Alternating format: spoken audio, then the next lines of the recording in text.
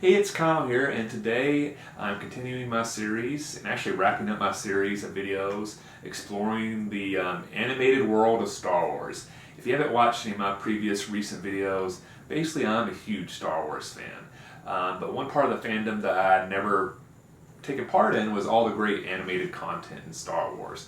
So with this crazy year we're having in 2020 with a pandemic and being stuck at home, I decided now is the perfect time to binge all those Star Wars animated series on Disney Plus and kind of finally enjoy this part of the Star Wars fandom that I've missed out in the past. So in previous videos I've reviewed all the seasons for Clone Wars, Rebels, and now I'm reviewing the second and final season of Star Wars Resistance, which will wrap up my series of videos talking about the animated content in Star Wars. So season 2 of Resistance, I did enjoy more than season 1. I liked the aspect of the Colossus going into space and becoming a ship, and basically enable them to visit other planets. The members of the Colossus becoming more first like semi-rebels and then finally joining the Resistance. I enjoyed that storyline. I felt Kaz is the main character of Resistance, who was my main issue with season 1. Still wasn't my favorite character in the world, but I think they did tone down his cartoonishness some in season 2. He wasn't nearly as dumb and clumsy and just making moronic mistakes. I would like them dialed it back a little bit more. If they dialed those aspects of his personality maybe by 20%, I would have liked them to dial it back by like 50-60%. But he was still a more enjoyable character this season than season 1. Niku, Yeager, Tam, who had joined the First Order and now is dealing with that choice. I think they did very interesting jobs with that. Getting more stories that involved the other aces, the other pilots on the Colossus was kind of interesting. Their more direct conflict with the First Order and then some involvement with people like General Hux and Kylo Ren was kind of interesting. But a couple elements about season 2 that, and I guess the series in general, that I would like to have seen done differently. First off, I won't get into any of the Kaz stuff because I've already mentioned on that. But one thing after season 2 ended, and I think probably because it was just a 2-season series, but one thing I thought Rebels and Clone Wars did is they gave some episodes where some of the background characters or secondary characters really got an episode to shine, and it really made the world feel more fully developed and interesting. Where Resistance, like for the Aces, for example, there was only there's 5 aces, and there's only a couple aces that really got much storyline. There's a couple that are in episodes, but other than flying planes and stuff, you really don't know anything about them. There's a lot of individuals on the Colossus, various characters that are in the background. They'll have a line here or there, but you never really get much about them. Where in Clone Wars and Rebels, those same characters probably would have had an episode or 2 built around them. And it, like I said, just made the world feel more full. And you kind of miss that some in Resistance. The First Order, I think, was an issue in this series. I understand why they did it.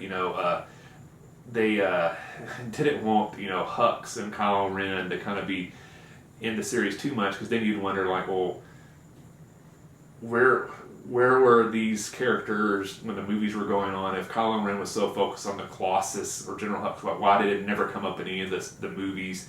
So I think that's why they kind of felt like we need just like these secondary henchmen to kind of stand as the bad guys.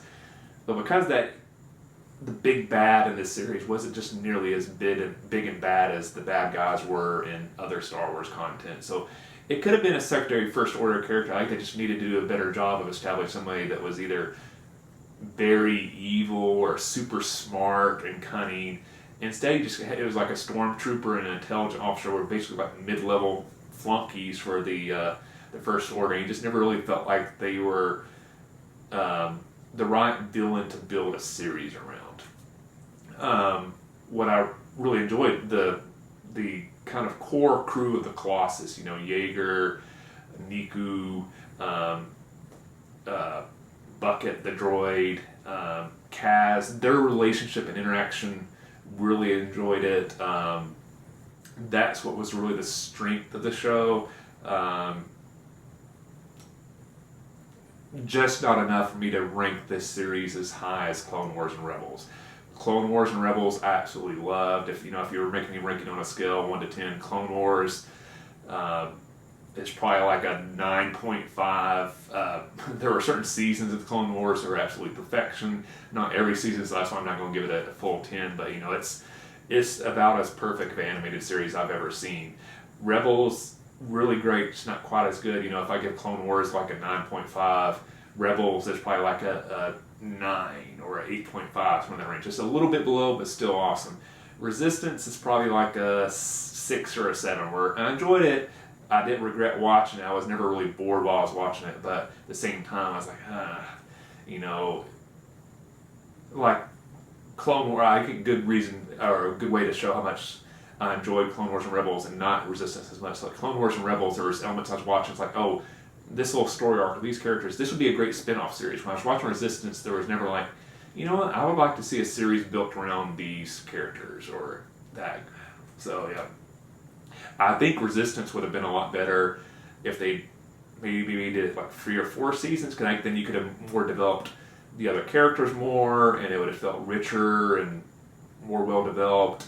Maybe Kaz would have developed more and become a more three-dimensional character instead of so cartoonish. But yeah, so overall, if you're looking to watch some Star Wars animated content, I would definitely recommend Clone Wars and Rebels before I'd recommend Resistance. But if you've watched the other two and you haven't watched Resistance, I would still watch it, because like I said, it's okay. It's just not great, but it's not awful either. I know they've announced Bad Batch, I believe, is supposed to come out next year, the next animated series, which is kind of a spin-off of the Clone Wars. I'm excited for that. I'm really excited to see what other Star Wars animated content they'll be doing on Disney+, because that's the cool thing. But no, I have Disney+. I think there'll be a lot more animated stuff greenlit that in the past maybe would have made its way onto regular TV. So anyway, let me know in the comment section below what your feelings on Resistance are. And since I've completed my series of videos of all the animated stuff, let me know just in general if you have any thoughts on Clone Wars, Rebels, or Resistance you want to share, any future Star Wars animated content you'd like to see, just let me know in the comment section below. As always, be sure to like the video. If you haven't yet, please subscribe to the channel. I appreciate the support. Thank you for being a part of this journey with me as I explore all the Star Wars animated content. If you've kind of subscribed to the channel while I've been doing this, be sure to check out my other videos. I do a lot of book reviews, some movie reviews and stuff like that. And maybe just let me know what you'd like to see me explore more on this channel in the future. Again, thanks for being a part of this journey. I'll see you the next time, and may the Force be with you.